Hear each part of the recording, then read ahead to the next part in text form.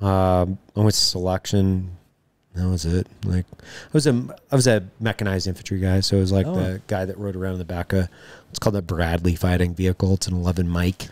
The Bradley fighting vehicle is legit. It's legit. Like, to be fair, I wish I would have had those in the Invasion, because that 25mm cannon. Oh yeah, and the coax. I'm a huge fan, dude. August 2004, Najaf. So it was a 2-week campaign. Our sniper team was there for 11 days of that campaign, but. Those we're moving Bradleys and Abrams and 27 Cav. Like, it was amazing to be involved with that, but to be in the back of that thing. But you don't really know in the back. You're not sure where you are, and it's just like because it's tracked and you're like moving, and it really, for me anyway, I don't know if it's true for everybody else, but I didn't spend that much time in them. I think that might have been my first time in one. I'm not positive, but. It's moving around. And you're kind of like, zzz, and you're in the back, and you're like, what? And then the door drops. And for us, you plan it out ahead of time what you're going to do. But still, when you look at a map or look at some satellite imagery, and then when you're driving in, you're hearing what's going on outside, and there's mortars and RPGs and PKM and AK fire, and then that door drops, and you're like, oh, middle of the day, and there's a firefight outside, and you rush out, and you're like kind of where, and it's a city, so the echoes of gunfire and everything, so it's disorienting. But when that friggin' thing kicks off, and they're like, that 25, friggin' awesome. That 25 mic is like, that's legit. Man, it is super legit. And then you pair that with the Abrams, and you're like, oh man, like it's like some of my favorite memories of the war are, you know, obviously, you know, there's lots of highs and lows, but some of my favorite memories are just like, one, the implementation of you know, mechanized, you know, the mechanized element, like not just Humvees, but, you know, tanks and strikers, and the fire superiority element of war is like, when you have fire superiority, there's actually no better feeling than having superior firepower. There's fucking no better feeling when you're like raining mortars down, and then you're just watching things burn to the ground, and you're watching your enemies like just die in place. There's very few things that I'm actually emotionally look back on with such fond memories of just fire superiority and knowing how good that feels. And when you have what I would say is like tactical hegemony, it's fucking amazing. Like, it's fucking amazing. This is true. You add some air to those Abrams and those Bradleys, and infantry on the ground, snipers, whatever, and then you add some air to that during the day, and you see them, you hear them come in, whether it's helo or it's fixed wing, and then at night, AC-130 overhead, raining it down. Yeah, that's a pretty good feeling. Yeah, it's like when you. It's this orchestra of violence, which is quite one of the most superb feelings that I think a man could ever experience. And I think on the Invasion, the first exposure to that was, you know, we were waiting to go over, and, you know, we're getting scods, and like, you know, and, you know, every now and again you'll hear something. We're just like waiting in anticipation. You cross the berm, and you're moving forward, and your anticipation as to what's going to go on. We're ahead of the 101st. You don't exactly know what's going to happen. But then once you see the orchestra, like when you see the actual American military machine and the orchestra of violence against your enemy, it's amazing. It's an amazing feeling. And to be fair, I think to just be part of that, and to see it, and to actually feel it, to be a witness to it, it's one of those things that you look back on, and knowing what that feels like, and actually trying to empathize with the enemy in a certain regard, which is like, I would not want to be on the receiving end of this. Like it was terrifying to think about. It was absolutely amazing at the same time. It was terrifying thinking about, like, if I was on the other end of this, what would I be thinking? Yeah. What would I be feeling if I was on the other end of this? Because it's a lot. Oh yeah. Yeah.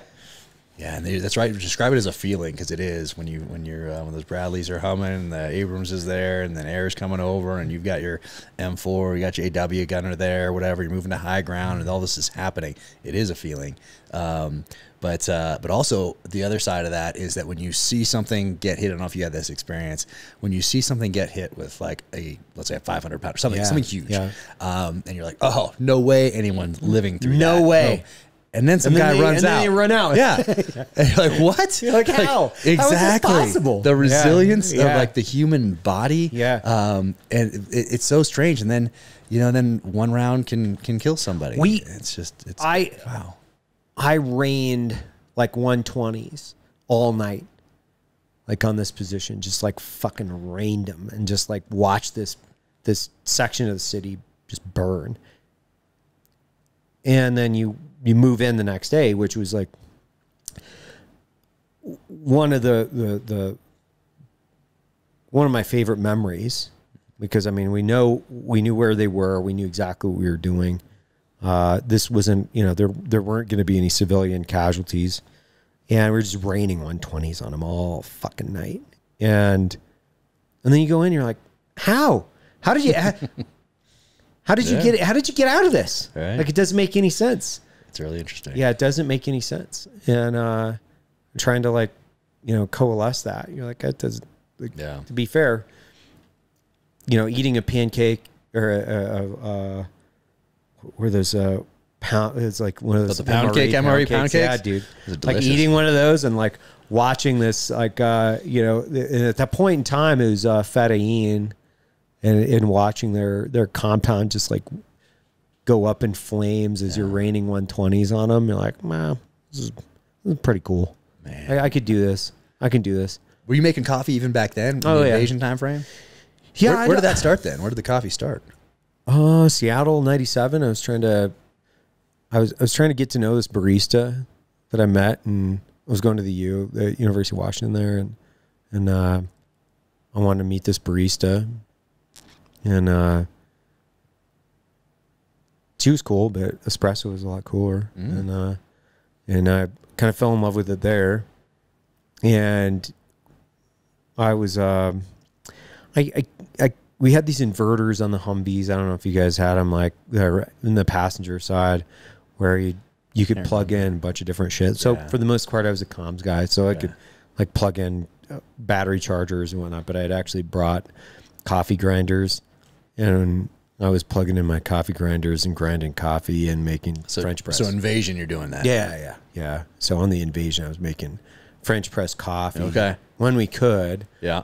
And I mean, you have time, right? It's not like, we didn't shower for, I think the first month, and we were living out of the back of the trucks with bottled water. But you got time. You got time to make coffee. Like, there's always a little bit of time to make coffee. You're not like running and gunning the entire time. You get a little bit of, a little bit of pause. We're just south of Baghdad in Karbala. I don't know if you ever went down there. And Karbala Gap is what it was called. And there's a big dust storm on the Invasion that kind of halted everybody. I remember. Before we were rolling into Baghdad. Yeah. And we were all, it's like a little special operations like convention down in the Karbala Gap, all of us waiting to kind of like finish the final push into Baghdad. And you're just kind of fucking around, basically. So you're making coffee. Yeah, making coffee, man. Man. And so how long were you there for that Invasion then? I was there for the first 6 months, I guess, before I went back home. And then you come home, and then you get ready to go again, or what's your? Yeah, I tore my right medial gastroc, so it actually It was just a muscle tear. Huh. It was like, driving around in a Humvee, not drinking any water, getting out and fucking running up a bunch of stairs and clearing buildings. I had a tear in my calf. So it took 6 months to recover off of that. Did you do surgery? No, I just had PT, and it was an ultrasound therapy and PT. And then I went down to Fort Bragg and took a couple basically, courses where I didn't have to do anything, just kind of sitting around. And then I went to work basically soon after that. I went to work in 2005 for the agency, the end of 2005. Oh, really? Yeah. So you didn't do another deployment with SF? It. So are you getting more into coffee at this point? Or are you Yeah, a steady state of just, you have a routine? No, I went to Kirkuk. So where it really escalated was I was in Kirkuk. And with the agency now? With the agency. Okay. So I'm out. And how did that work? Before you get there, how did it work how did you decide? I did the invasion with Ground Branch, so everybody knows. Yeah, so the ODA was attached to Ground Branch, and that was years ago. So I don't have. So when did you start? When did you get on with the agency? Yeah. They asked me to interview during literally then. So I was there with them. You were physically with them. I was with the agency. You were not. I was at with an the ODA, agency, and then they were asking. Got it. Yeah, they were asking if I wanted to go back and interview. So I came back. I interviewed. Took a long time. So essentially, you get out process, and then you get picked up kind of.